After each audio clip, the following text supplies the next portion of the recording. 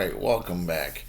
Uh, Thank you for watching, first of all. Thank you for subscribing to this podcast if you do. Video series, whatever you want to call it. And today, tour my collection, we have football. We have the Georgia Bulldog cards, which I'm a very big fan of, Georgia Bulldogs.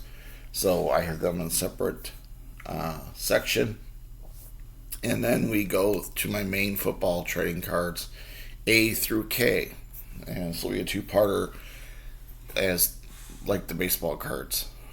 So let me start off. Good signer, Charlie Trippi.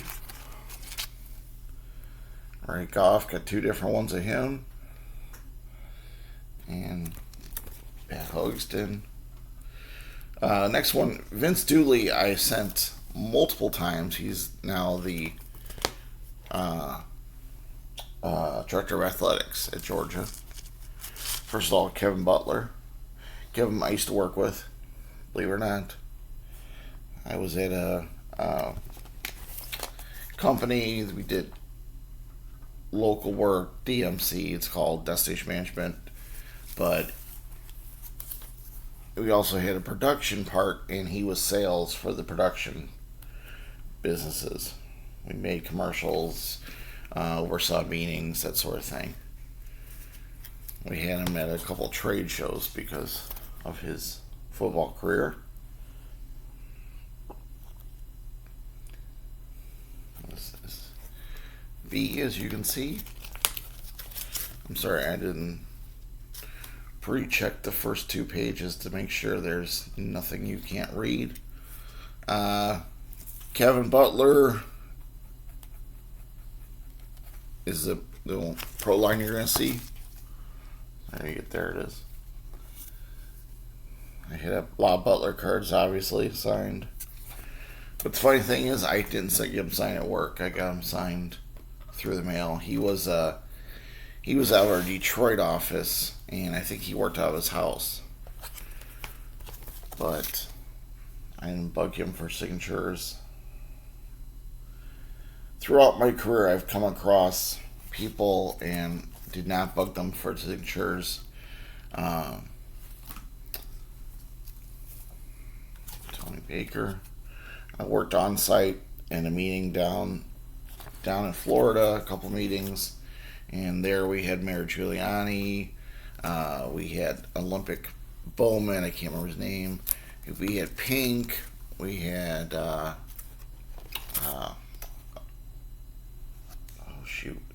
can't remember the name of the country group, but their brother, one of the executives was in the country group. It'll come to me. But I've also met Bill Cosby. I've met, we had Hootie and Blowfish down the meeting. There's Jim O'Covert. Hootie was real nice. I had driven buses before, and he went off to golf with the CEO of the company.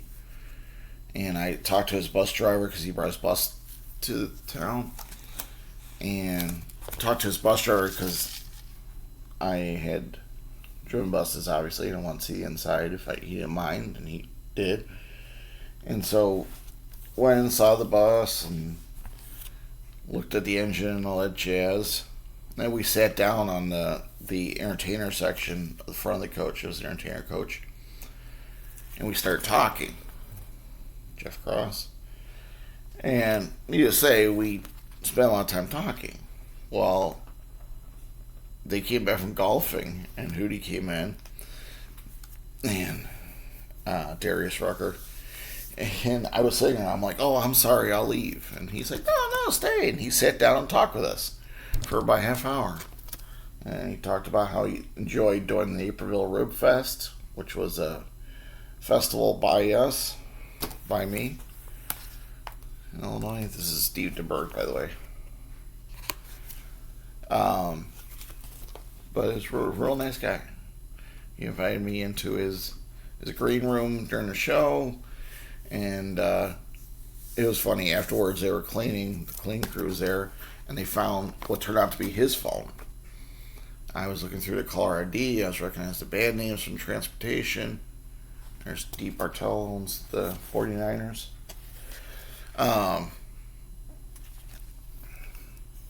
And then it was funny. I'll never forget it. Jim O'Covert was in the caller ID.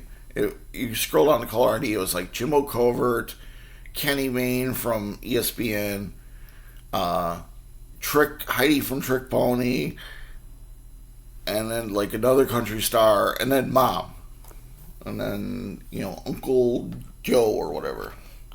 So I finally figured out it was one. I said it was one of the band, and I returned it to my boss, and she gave it to their company, and we found out it was Hootie's or Darius Ruckers. And so I saw him a couple months later in Chicago, and I said, "Did you get your cell phone back?" He's like, "Oh yeah, thanks."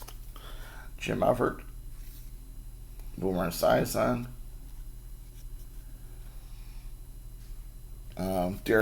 Before I collected autographs when I drove buses, we did a lot of pro teams, including the LA Lakers when they were here for a series against the Bulls. And I ended up getting a signed basketball from them, which unfortunately I gave away because at the time I really wasn't into basketball and stuff, or autographs. So I gave it away. I can only imagine what that ball be worth now because it was hand signed by all of them. But they said that was thanking me for not asking for autographs and taking good care of them. So I have lots of stories of that.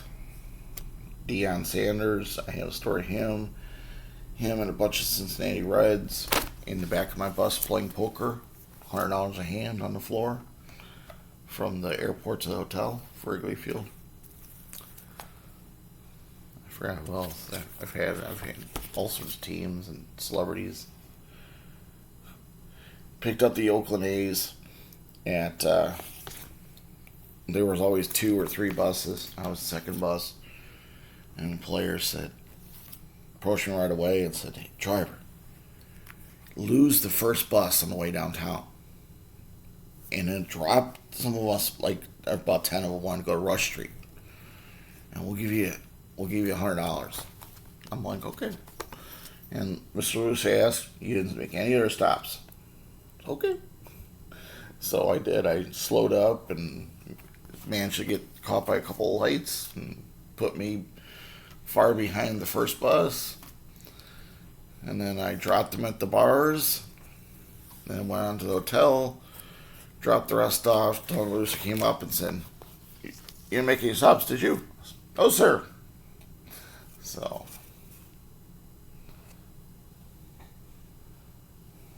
athletes were like that even then. To be honest, I couldn't tell you who I dropped off at the bars. So don't put in comments and ask. This is Bob Gracie, Roman Gabriel. You can see his handwriting a little shaky. He's getting up there in age.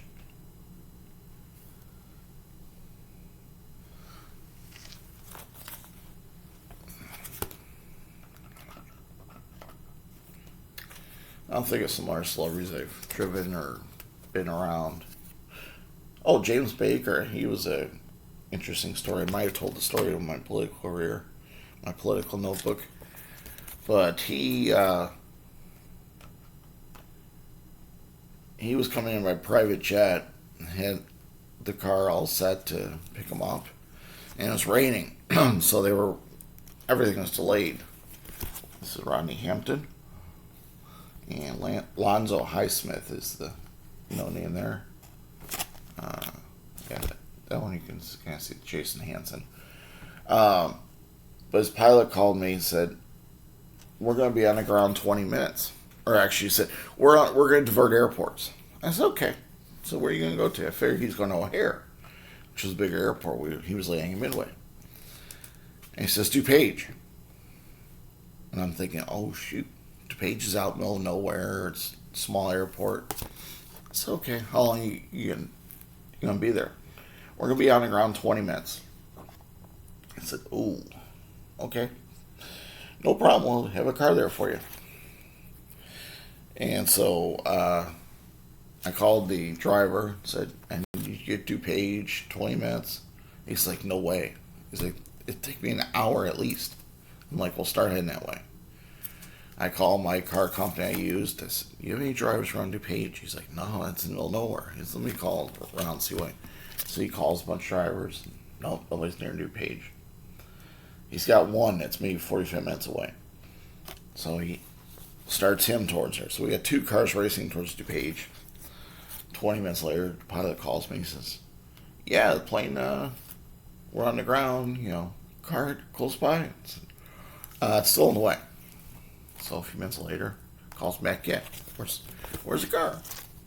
I said, "I'll be honest with you." I said, "We didn't expect you to go to DuPage Airport, so the car's on the way. I got another car on the way, but it's probably gonna be a half hour before either one of them are there." He said, "Okay, no problem. Mr. Baker will take a taxi." And I'm thinking, oh man, he's Mr. Baker was staying downtown, so a cab ride from the burbs to DuPage Airport downtown, that's gonna be expensive. So I said, "Okay." So apologized up and down, and I got my driver turn around again, told him meet the cab and pay the cab fee. I'll give him money when I see him later that night because they were all going to an event. So no problem. He gets down there. Whatever happens. Skip ahead to the night event, and I'm on the red carpet opening doors. It was a board meeting. That night, I forget what company it was. I think it was our power company, but it had Ann Landers on the board. It had Christy Hefner. I saw Christy Hefner from Playboy. Him and a bunch of other rich celebrities. So I'm opening doors and I see him pulling up. I recognize the driver. So it's and I go to reach for the back door and I notice Mr. Baker's in the front seat. And I open the front door. Mr. Baker gets out. Hey, and have a nice day. Blah, blah, blah. He goes on in. I close the door and I look at Travis. I stick my head in the door. So what happened? And I'm reaching my pocket to get out money because don't worry about money. I said, "Well, it had to be expensive." He said, "Yeah, it was $80. I'm like, "Well, I got to pay you." He says, "No. Mr. Baker refused to let me pay." He says, "I got down there and I had money out and I went to ATM, and had plenty of money." And Mr. Baker said, No. You're a working man. I won't have you paying for my cab." And I explained to him that, you told me to and you reimbursed me right when you saw me tonight, no big deal. And he said, "Nope, I won't let you pay it." And so I'm like, "Oh, well, that is nice." And so then I look at the back seat and there's a fishing hat with like all these hooks and lures on it. And I said, "Well, what's the fishing hat doing in the back seat?" And and he's like, "That's Mr. Baker's lucky fishing hat. He said he takes it everywhere with him. And my job is, while I'm waiting for him, is to watch that fishing hat and make sure nobody takes it." So I got a real kick out of that. Jimmy Johnson of the Dallas Cowboys then. But that was the story of James Baker. And it's funny, I mentioned that as they were leaving and I was calling cars up and stuff. Who do I see? It was hilarious because you got Ann Landers, whatever her name is, and something Epi Letter, I think was her name, her real name. But anyway, she her car was pulling up, and she saw Christy Hefner still waiting for cars, so she calls her over, and the two of them start talking, and I turned out they were friends, but it's just the visual of her and Christy Hefner together. You got the head of Playboy talking to an older social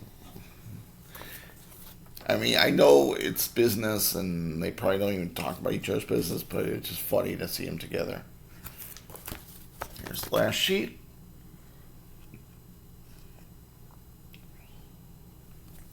So it's about a 16-minute video, so I'm going to close this one out. This is part one. I hope you enjoyed it. Sorry if you didn't enjoy my stories, but, you know, I do have many celebrity stories. I think some others I've told you about John Malkovich. Maybe one day I'll just ramble. I'll get a video of all my stories together. But in the meantime, hope your mailboxes are full where you want, and tune in I think either next week or the week after for part two of this video. Part two. I think there's going to be a patch video in between them. So, thank you. Enjoy.